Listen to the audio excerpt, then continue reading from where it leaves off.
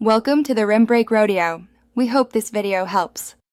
In this video, I will help you set up your Bryton Rider 420. Let's start by ensuring your device is fully charged. Connect it to a power source using the provided USB cable until the battery indicator shows 100%. Once charged, press and hold the power button, located on the left side, for about 3 seconds to power it on.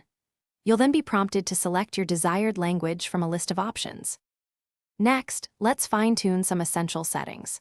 Navigate through the menu to set your correct time zone and choose your preferred units of measurement, such as kilometers or miles. Make sure the GPS function is activated to ensure accurate tracking of your rides. For precise elevation readings, it's a good idea to calibrate the altimeter, which can usually be done automatically or manually in the Settings menu. Now, let's connect your external sensors to enhance your ride data. The Bryton Rider 420 supports various ANT+ and Bluetooth sensors. To pair a heart rate monitor, make sure it's active and then search for it in the device's sensor menu.